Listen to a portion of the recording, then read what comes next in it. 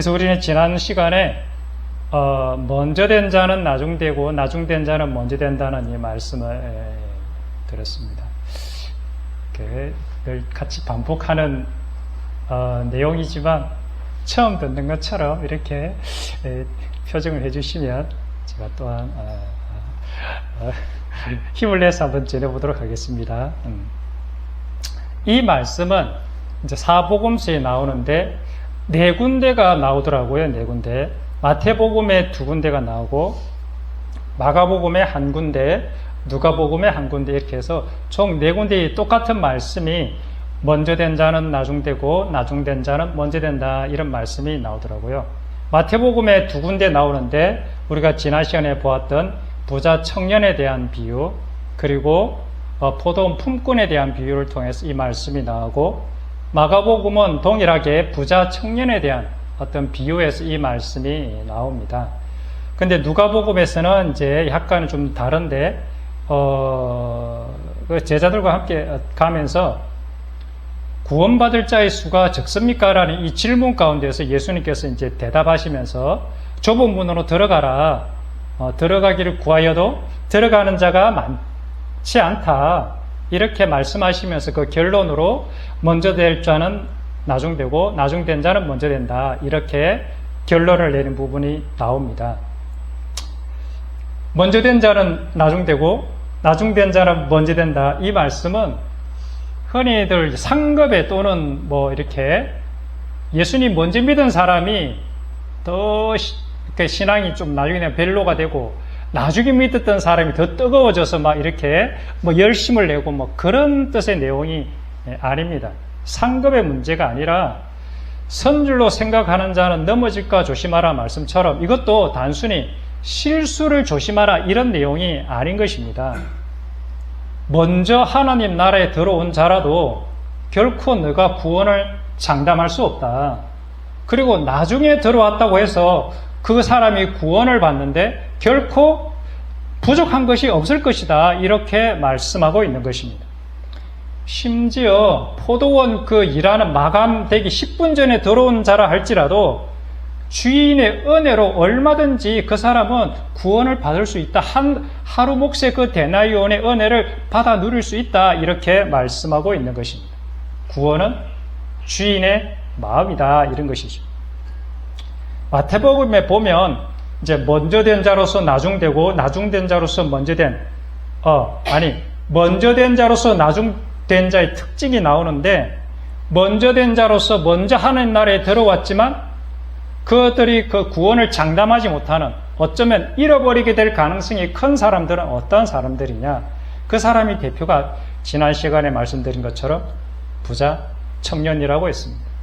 즉 다시 말하면 자기를 스스로 옳다고 얘기하는 사람, 내가 어렵다고 얘기하는 사람, 나는 잘하고 있어, 내 신앙은 상당히 훌륭하고 높다라고 스스로 생각하는 사람, 이렇게 먼저 되었다고 생각하는 사람은 나중될 확률이 많다. 나중될 것이다.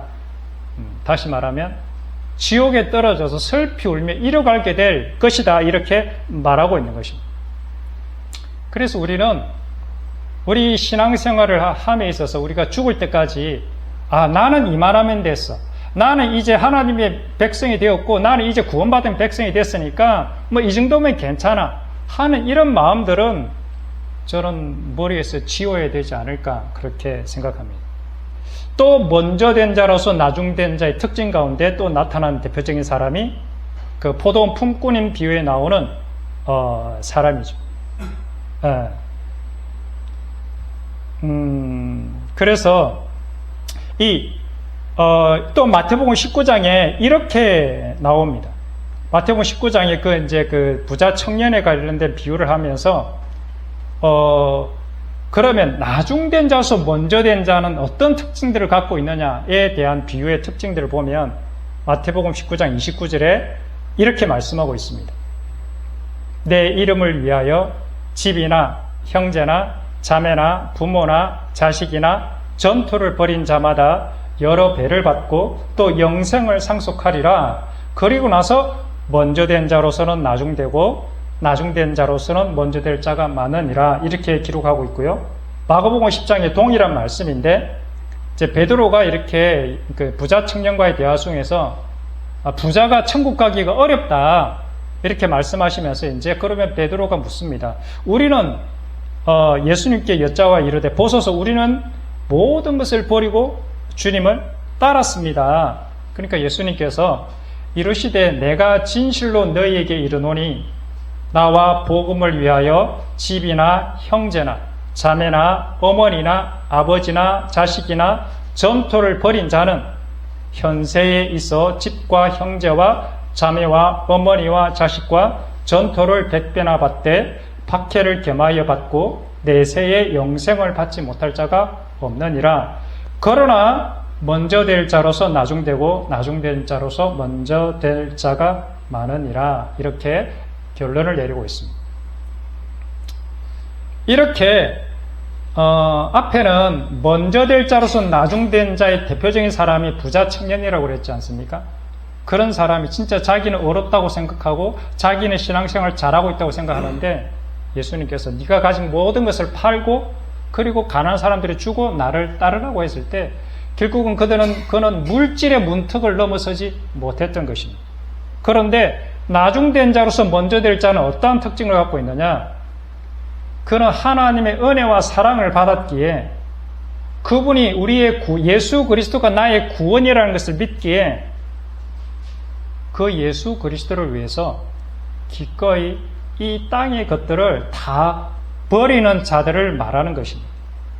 이 땅에 속한 집과 형제와 자매와 어머니, 자식, 전토를 다 버린 자를 말하는 것입니다. 우리는 이 땅의 것과 하늘의 것을 둘 다 소유할 수가 없습니다. 사실 이 말씀은 되게 어려운 말씀입니다. 부모, 형제, 자매를 다 버리라.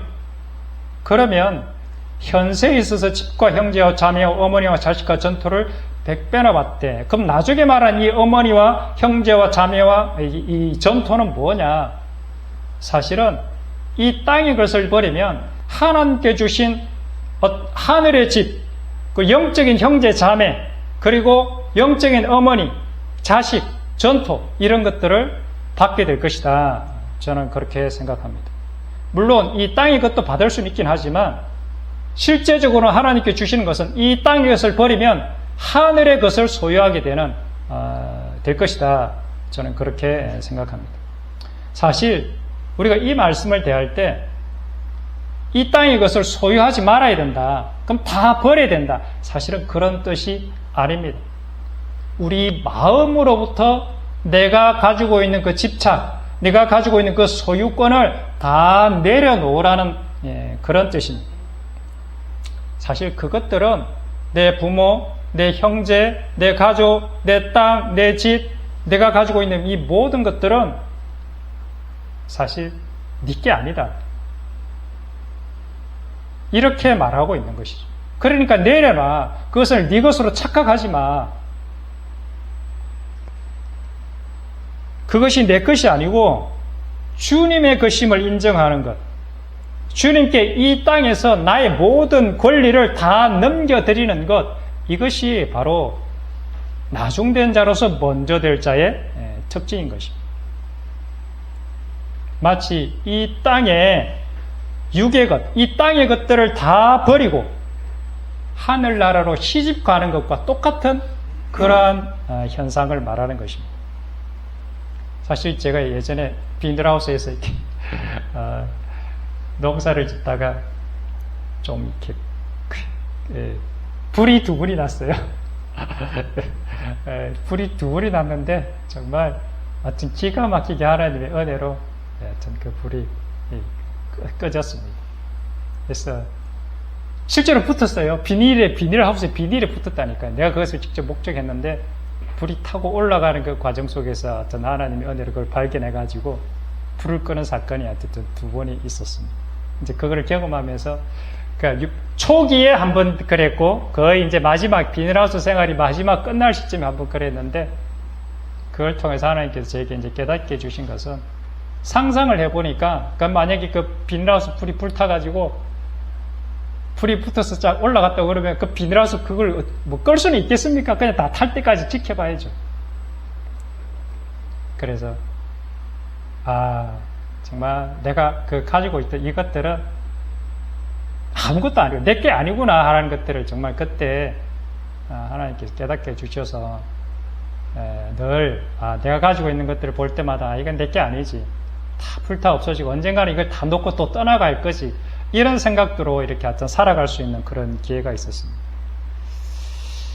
마태복음 20장의 그 포도 품꾼 비유에서 보면 먼저 들어왔지만 나중에 된 자들의 이 특징들은 뭐냐? 마태복음 20장에는 주인과의 관계가 인간적인 기브 앤 테이크의 계약 관계로 맺어진 자, 내가 남들보다 더 많이 일했기 때문에 남들보다 더 많이 가지고 누리는 것은 지극히 당연한 거야, 이렇게 생각하는 사람. 내가 이만큼 노력했으니까 주님께 그 합당한 대가를 달라고 그 받는 거는 지극히 당연하게 생각하는 자. 그러니까 나 같은 자는 지극히 천국에 가는 것은 지극히 당연합니다. 내가 주님을 위해서 이렇게 열심히 일했고 새벽 기도라든지 뭐 전도면 전도, 말씀 제가 안 한 게 뭐가 있습니까? 그렇게 했으니까 나는 천국 가기에 뭐 틀림없어, 이렇게 생각하는 자. 타인의 아픔이나 고통에 대해서 둔감한 자, 하루 몫의 품삯을 받지 못한 이웃의 배고픔을 알지 못하는 자, 나만 배부르면 뭐 괜찮은 자, 많은 사람들로 식사할 때 내 입에 들어가는 게 급해서, 조금 그렇긴 하지만 맛있는 반찬에 내 젓가락이 먼저 가는 자,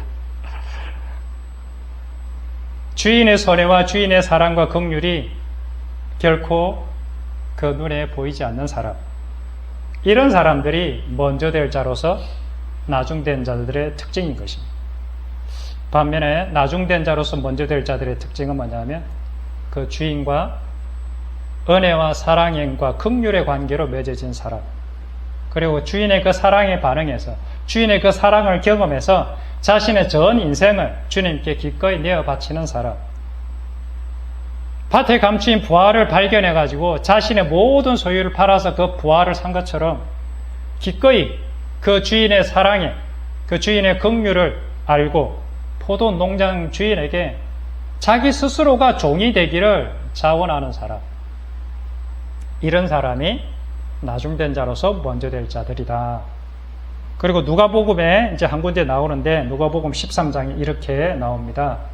어떤 사람이 여짜오되 주여 구원을 받는 자가 적으니까 그들에게 이르시되 좁은 문으로 들어가기를 힘쓰라. 내가 너에게 이르노니 들어가기를 구하여도 못하는 자가 많으니라. 이러면서 그때 이제 너희가 말하되 우리는 주 앞에서 먹고 마셨으며 주는 또한 우리의 길거리에서 가르치셨나이다 하나 그가 너희에게 말하여 이르되 나는 너희가 어디서 왔는지 알지 못하노라. 행악을 하는 모든 자들아 나를 떠나가라 하리라. 보라, 나중된 자로서 먼저 될 자도 있고 먼저 된 자로서 나중될 자도 있느니라 하시더라. 그래서 여기서는 나중될 자로서 먼저 될 자는 어떤 자들이냐? 좁은 문으로 들어가기를 힘쓰는 자들이 나중된 자로서 먼저 될 자들이다. 그렇게 말하고 있는 것입니다. 좁은 문이 무엇입니까? 좁은 문은 다른 것이 아니라 십자가의 길이 좁은 문입니다. 그 십자가의 길을 간절히 걸어가고자 원하는, 그 소원하는 자가 바로 나중될 자로서 먼저 될 자들인 것입니다. 이들은 나중에 비록 들어왔다 할지라도, 나중에 마감 10분 전에 들어왔다 할지라도 그 주님의 그 십자가의 길을 간절히 원하는 그런 마음을, 그 십자가의 길을 발견한 사람은 주님께서 넉넉히 그 사람을 구원하실 것입니다. 입으로 아무리 주여 주여 한다고 외쳐도 우리는 소용이 없습니다. 천국의 입구 허가서는 그분의 기준에 합격한 자에게만 허락될 것이기 때문에 그렇습니다. 아버지의 뜻대로 행하는 자만이 그 나라에 들어가게 될 것입니다. 즉 다시 말하면 하늘 아버지의 뜻이 그 사람의 삶 속에서 이루어지는 것을 증명해낸 자만이 천국에 들어가게 될 것이다. 저는 그렇게 믿습니다. 그러면 이 아버지의 뜻이 내 안에서 어떻게 하면 이루어지게 될 것인가? 어떻게 그것이 가능하겠습니까? 반드시 하나님의 뜻이 내 안에서 이루어지려면 반드시 전제 조건이 하나가 있습니다. 그것은 아마 우리가 다 아시겠지만 그 마음 안에 하늘에서 내려준 그 성령 하나님이 그 마음 안에 거주하고 내주하셔야만 이것이 가능한 것입니다. 우리들의 본성은 모두가 다 먼저 포도원에 들어온 사람들과 동일하지 않습니까? 나는 쟤보다 훨씬 더 일을 많이 하고, 나는 쟤보다 훨씬 노력도 많이 했는데, 쟤가 훨씬 더 대접을 많이 받는다고 그러면 우리는 억울해하는 그런 사람들 아닙니까? 그래서 우리는 하나님의 은혜를 경험하기 전에는, 하나님의 사랑을 경험하기 전에는, 그리고 성령님의 내주하심을 경험하기 전에는 우리가 나중된 자로서 먼저 될 천국 갈 가능성이 결코 없다라는 것입니다. 그래서 이 성령의 내주하심이 바로 내가 천국 백성인지 아닌지 구별하는, 내가 나중될 자인지 먼저 될 자인지 구별하는 기준이 되는 것입니다. 에베소서 4장 30절에 이런 말씀이 있습니다. 하나님의 성령을 근심하게 하지 말라. 그 안에서 너희가 구원의 날까지 인치심을 받았느니라. 너희는 모든 악독과 노함과 분냄과 떠드는 것과 비방하는 것을 모든 악의와 함께 버리고 서로 친절하게 하며 불쌍히 여기며 서로 용서하기를 하나님이 그리스도 안에서 너희를 용서하심과 같이 하라. 하나님의 성령을 근심하게 하지 말라고 하시면서 그 안에서, 성령 안에서 너희가 구원의 날까지 도장을 받았다. 너는 내 것이야 라고 인침을 받았다. 그런 사람이라면 어떠한 증거가 나타나야 되느냐? 너희 안에 바로 이런 마음이 있느냐? 이런 마음이 성령으로 인침을 받은 사람의 특징이다. 그것은 무엇인가? 서로 친절하게 여기는 마음이 있는가? 서로 불쌍하게 여기는 마음이 있는가? 서로를 향해서 용서하는 그런 마음이 있는가? 하나님이 너희를 용서한 그 용서가 너희 안에도 있느냐? 이것이 바로 성령의 내주의 증거다. 그렇게 말씀하고 있는 것입니다. 그래서 성령의 내주하심의 가장 강력한 증거가 무엇인가? 이것을 다르게 표현하면, 한마디로 표현하면 그것이 바로 십자가의 사랑인 것입니다. 사랑할 수 없는 그 한 사람을 위해서 네가 말없이 가고 있는가? 죽을 수 있는가? 이렇게 묻고 있는 것입니다. 왜냐하면 이 사랑은 결코 인간이 만들어낼 수 있는 그런 사랑이 아니기 때문에 그렇습니다. 이 사랑은 성령으로 거듭난 자만이, 성령을 소유한 자만이 이 십자가의 사랑이 가능하기 때문에 그렇습니다. 그래서 내가 하나님의 자녀로 거듭났는지, 아니면 내가 먼저 온 자로서 나중될 자인지, 먼저 들어왔다고 좋아했는데 슬피 울며 가게 될 자인지, 그걸 알 수 있는 가장 강력하고 분명한 증거가 바로 내 안에 이 십자가 사랑, 예수 그리스도의 사랑이 내 안에서 싹 트고 있느냐. 이 십자가의 사랑이 없는 자는 아무리 믿음이 좋아 보여도, 아무리 많은 수고를 하고 아무리 많은 능력을 행한다 할지라도 넌 아무것도 아니야. 불법을 행하는 자들아 내게서 떠나가라 하는 그런 무서운 결말을 맞이하게 될 것입니다. 네가 천사의 말을 한다고, 네가 예언하는 능력이 있다고, 병 고치는 은사, 각종 방언을 말한다고? 이 사랑이 없다면 아무것도 아니면 아무 유익도 없는 것입니다. 우리에게 주신 유일한 계명이 무엇입니까?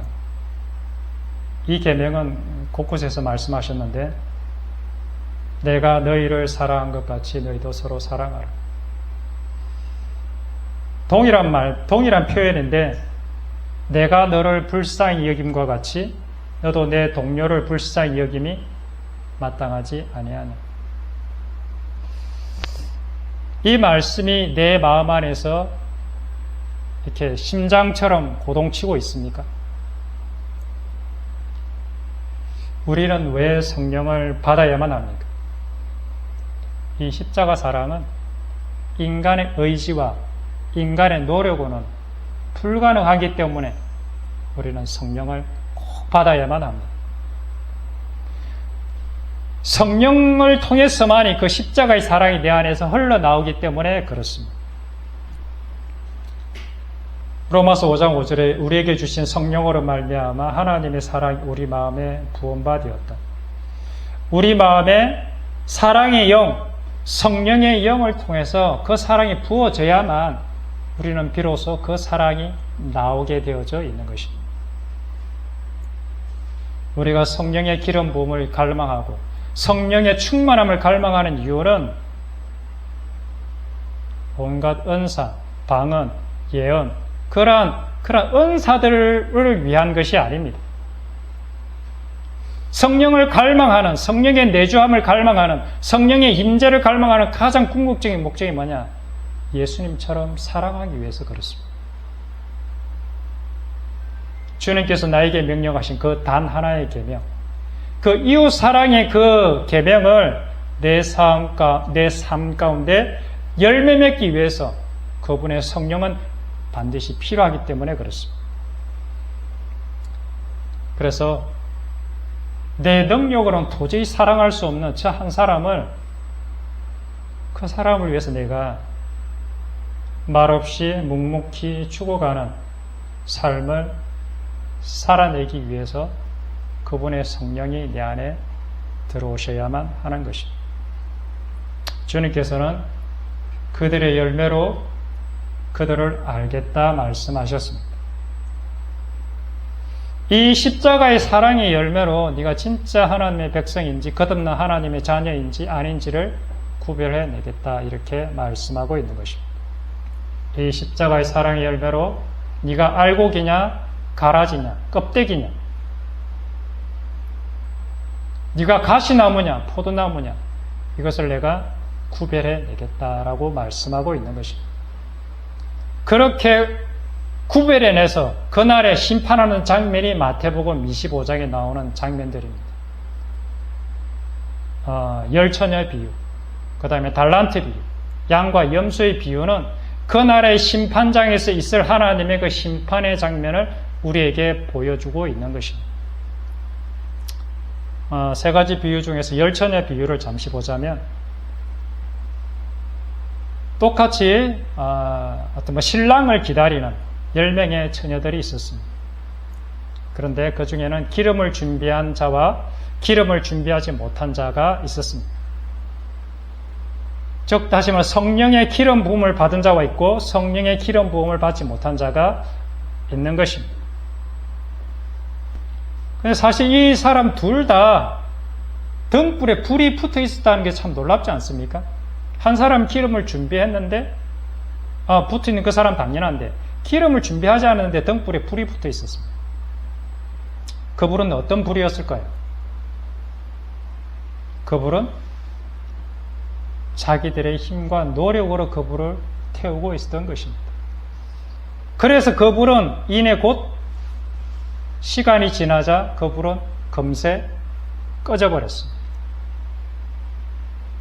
그들은 자기 힘과 자기 노력으로 선을 행하고 의를 행했던 사람들이었습니다. 그렇게 하면서 신랑을 기다리고 있던 사람들이었습니다. 마치 바리새인들처럼.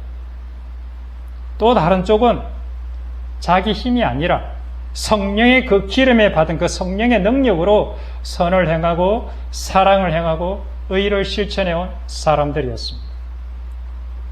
그들의 불은 그들이 비록 너무 피곤해서, 여기 앉아 계신 분들 중에 피곤하면 좀 졸리지 않습니까? 뭐 설교, 이렇게 좋은 설교를 듣더라도 피곤하면 졸리는 것은 어쩔 수가 없습니다. 네. 그렇지만 그들의 불은 결코 꺼지지 않았습니다. 왜 그랬습니까? 그들이 태운 불은 자기들이 태운 불이 아니라 성령 하나님으로 말미암은 불이었기 때문에 그 불은 꺼지지 않았던 것입니다. 언제 진짜와 가짜가 판가름 납니까? 밝은 낮에는, 모든 것이 좋을 때는 판가름 나지 않습니다. 밤이 깊고 어두울 때, 아무도 예상치 못한 그 순간에 기름을 준비한 자와 자기 힘으로 그 등불을 밝히고 있는 자와, 아니면 성령의 그 기름으로 등불을 밝히고 있는 자는 그때 가서 결정나는 것입니다. 나의 노력에 대한, 나의 열심에 대한 아무런 보상이 없을 때, 자기 힘으로 노력하고 애썼던 자들의 불은 금방 꺼질 수밖에 없었습니다. 왜냐하면 그 안에 없던 것들을 억지로 만들어내서 태웠기 때문에 금방 소진되고 고갈되어 버리는 것이죠. 그래서 내 힘으로, 내 스스로의 노력으로 신앙생활을 하는 것이 바로 이와 같은 사람들인 것이죠. 그래서 그들은 늘 반복되고 되풀이 되는 죄를 짓고 회개하고 죄 짓고 회개하고 이런 무한 반복의 삶을 살아가다가 지쳐 나가 떨어지는 것이죠. 아, 신앙 별게 없구나. 내 힘으로 뭔가를 해보자 하는 것, 선행을 해보자 하는 것, 사랑을 해보자 하는 것, 오늘 말씀 듣고 집에 가서 내가 뭔가를 해야지 이렇게 결심하는 거 좋습니다. 그러나 내 힘으로 한다면 실패할 수밖에 없습니다. 왜냐하면 내 안에는 결코 선을 행한 능력이 없기 때문에 그것을 아무리 쥐어 짜낸다고 해도 그것은 금방 꺼질 수밖에 없는 것입니다. 그래서 내 힘과 내 의지로 신앙생활을 하는 사람은 바리새인처럼 머리만 커지는 종교인이 되는 것입니다. 오래 앉아 있으니까 들은 거는 많죠. 배운 거는 많죠. 그러니까 다 알아. 그런데 삶은 하나도 변하지 않아. 그래서 초신자들이 들어와가지고, 하나님 처음 만난 사람이 들어와가지고 뜨겁게 기도하고 찬양 뜨겁게 하고 막 그런 사람들 보면, 아유, 나도 옛날에 너 때는 그랬어. 뭐 조금만 시간 지나 보면, 너도 금방 알게 돼. 네 안에 있는 그 불이 금방 식을 거야. 야, 너무 설치지 마. 이렇게 하면 쳐다보게 되는 것이죠. 뭐 겉으로 대놓고 말은 안 하지만 속으로 은근히 그렇게 생각할 가능성이 되게 많을 것입니다. 왜 그런가? 자기 힘으로 불을 태우려고 하니까, 자기 노력으로 뜨거움을 유지하려고 하니까, 그 뜨거움이 식어지면 산으로 가고 집회를 찾아가고 기도원을 가고 그 뜨거움을 유지하려고 자기 힘으로.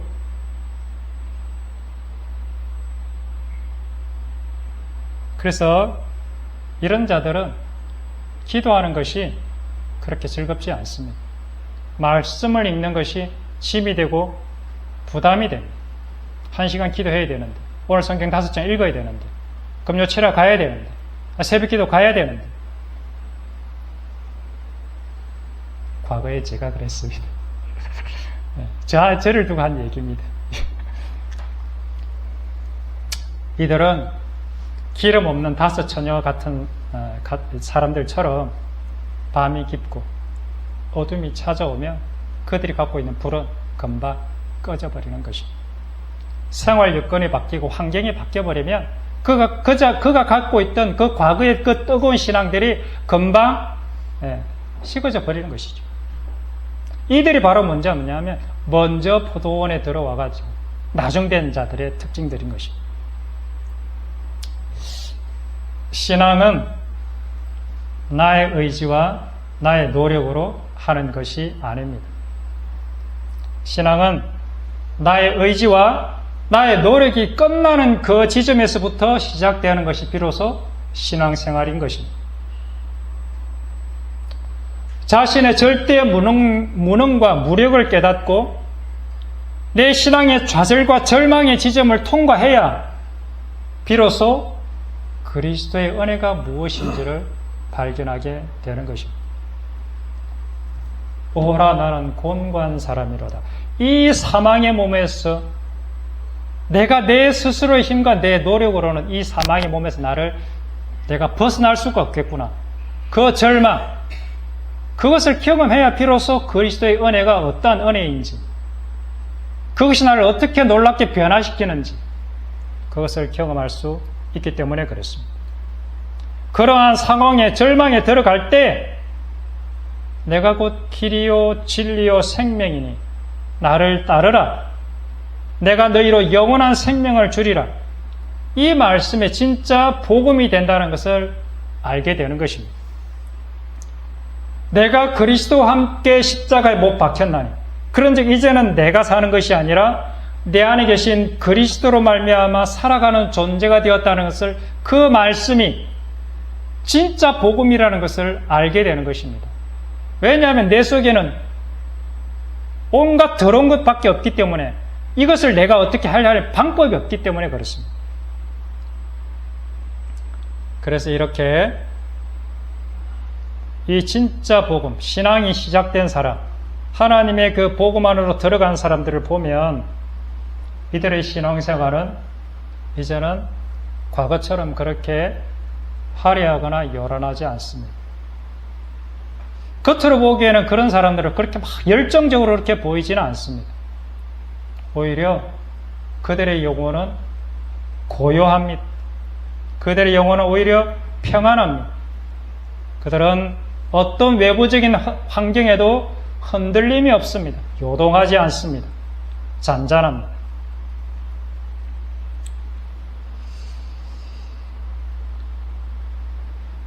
내 속에는 뭐가 들어있습니까? 우리 속에서 나오는 것들은 무엇이 있습니까? 우리 속에는, 사람의 마음에서 나오는 것은 악한 생각, 곧 음란, 도둑질, 살인, 간음, 탐욕, 악독, 속임, 이란 기타 등등, 그 교만, 비방, 질투, 이 모든 악한 것이 다 속에서 나와서 사람을 더럽게 합니다. 거듭남은 무엇입니까? 외적인 환경이 거듭남입니까? 외적인 환경의 변화가 거듭남입니까? 교회 안 다니는 사람이 교회 다니는 게 거듭난 것입니까? 그건 아닙니다. 거듭난 것은 이 속에 있는 이 더러운 것이 완전히 제거되는 것이 거듭나는 것입니다. 이 더러운 것들이 있는 한 우리는 절대로 어떤 것을 한다 할지라도 결코 아름다운 열매는 맺어지지 않을 것입니다. 내 안에 이 더러운 것들을 제거하는, 깨끗하게 하는, 이것들로부터 자유케 되는 유일한 방법이 무엇입니까?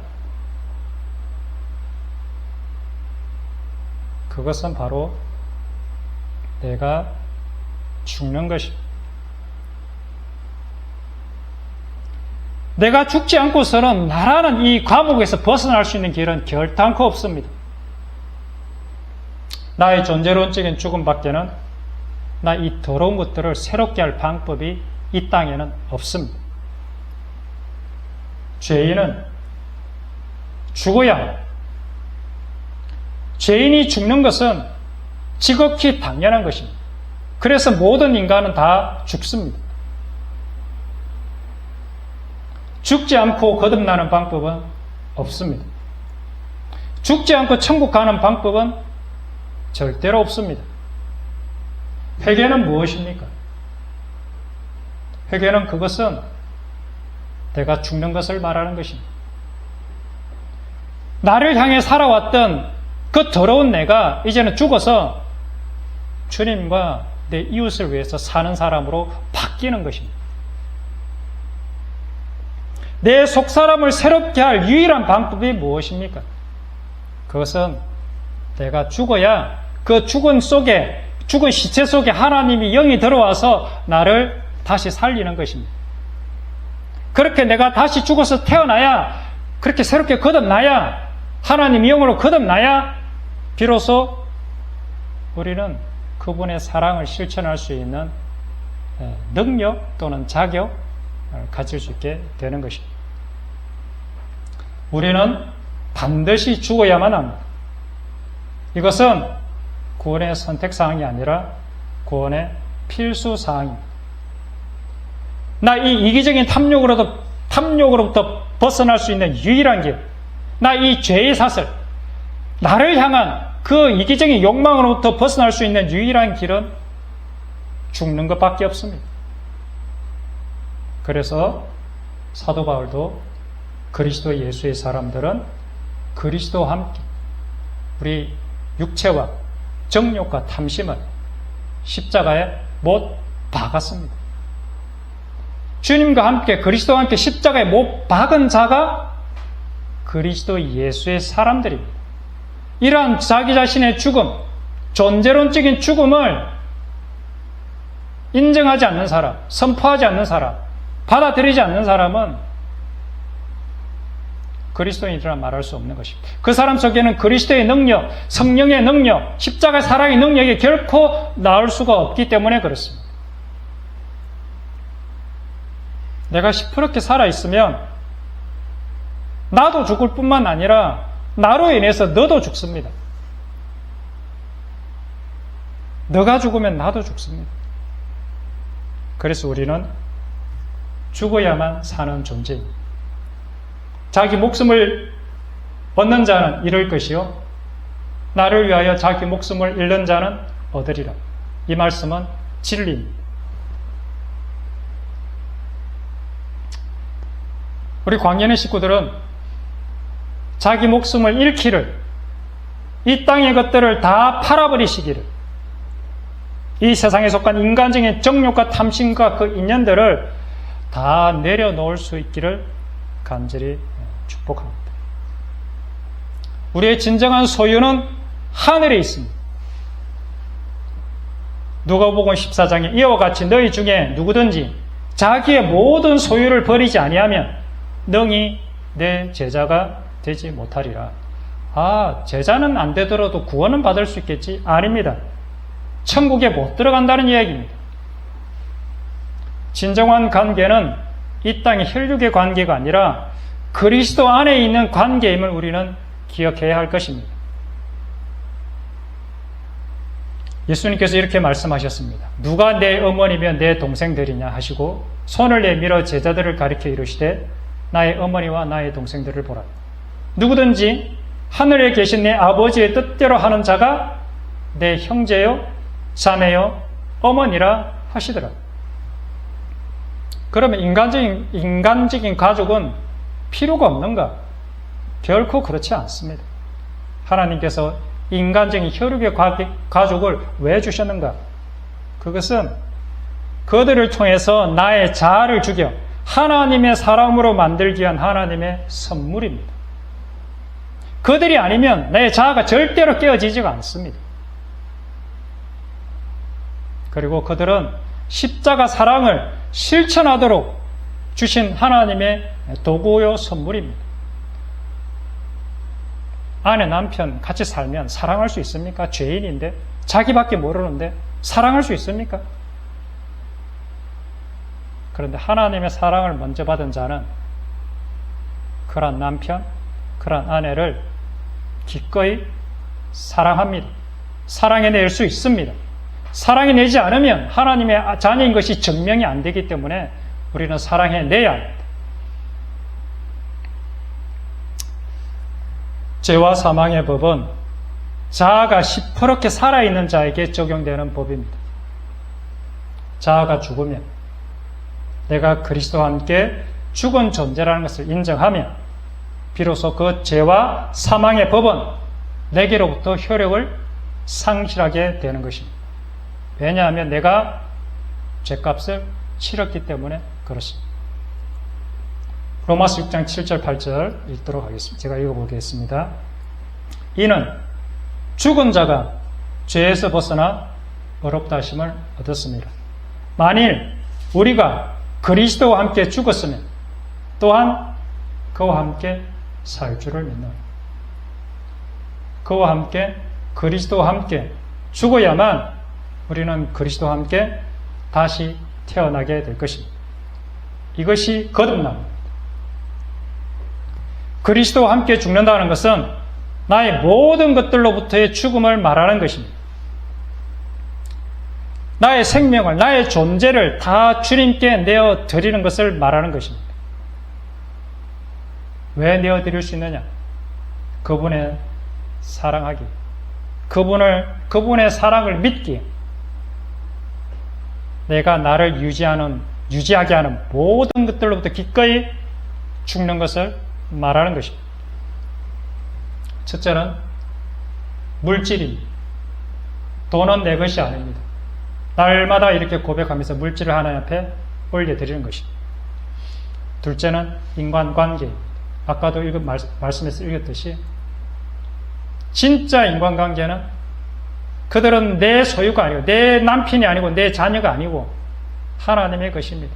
하나님께서 나에게 사랑하고 섬기라고 보내주신 선물이고 그 사랑의 대상일 뿐입니다.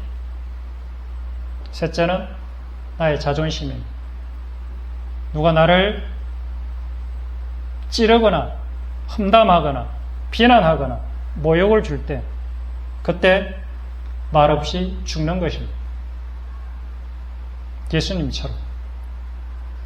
이렇게 죽어가면 죽어갈수록 어떤 일이 벌어지느냐? 그 사람 속에 드디어 예수 그리스도의 향기, 그 십자가의 사랑, 세상에서 볼 수 없는 가장 아름다운 그런 그리스도의 형상이 그 사람 속에서 열매 맺혀져 가게 될 것입니다. 그래서 그 열매를 통해서 네가 내 아들이다, 네가 나를 닮았구나, 그 열매를 통해서 나중된 자가 먼저 되는 놀라운 일이 벌어지는 것이죠. 기도하겠습니다.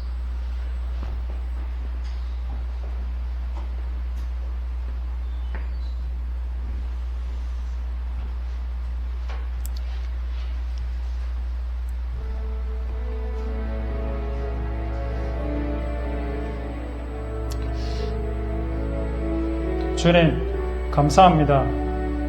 우리를 십자가의 길로 인도해 주셔서 정말로 감사합니다. 이 땅의 그 죄악의 사슬에서 벗어날 수 있는 유일한 길을 우리에게 보여주셔서 너무나도 감사합니다. 주님, 오늘도 주님 앞에 다시 한번 나를 십자가에 못 박습니다. 나의 전 존재를, 나의 전 인생을 하나님 앞에 올려드립니다. 죽은 자는 말이 없습니다. 죽은 자는 하나님께서 허락하신 모든 환경들에 절대로 감사합니다. 죽은 자는 말없이 자신에게 주어진 그 십자가의 길을 그저 묵묵히 걸어갈 뿐입니다. 죽은 자는 스스로 뭔가를 하지 않습니다. 왜냐하면 내가 이 땅에서 원하는 것들이 거의 다 사라져버렸기 때문에 그렇습니다. 이 땅의 것들을 더 이상 구하지 않는 자가 되었기 때문에 그렇습니다. 사업이 잘 되는 것, 아들이 잘 되는 것, 심지어 내 건강까지도 그분의 뜻에 다 내어 맡기게 되는 것입니다. 자녀를 데려가시면 마음 아프지만 감사할 수 있습니다.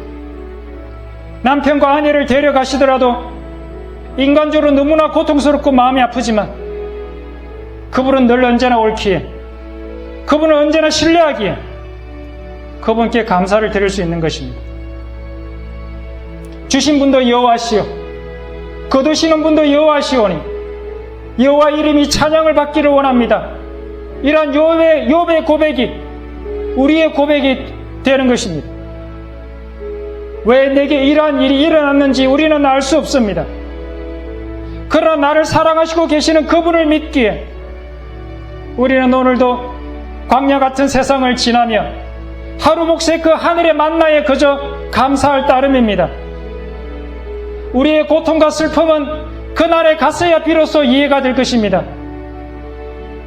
우리의 모든 눈물과 아픔은 주님께서 우리를 따뜻하게 안아주시면 그날에 갔어야 이해가 될 것입니다.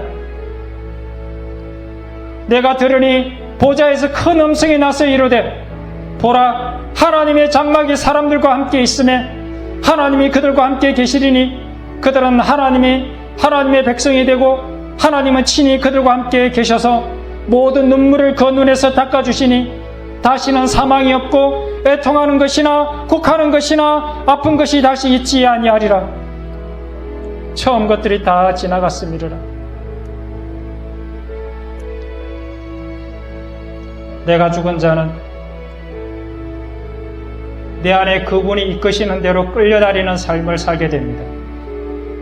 나의 의지가 죽었기 때문에 그분께서 이끄시는 대로 끌려다니는 것입니다. 더 이상 나를 위해 살지 않습니다.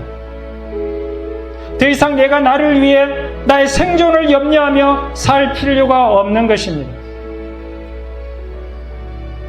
너무 편안하고 가볍고 쉽습니다. 그분이 이끄시는 대로 성령의 물결 따라 성령의 바람 따라 그저 흘러 떠내려가면 되는 것입니다.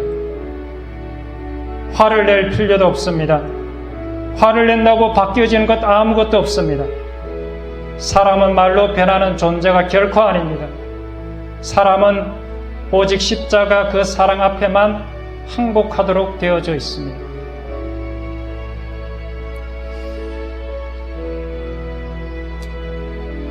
우리 광년의 식구들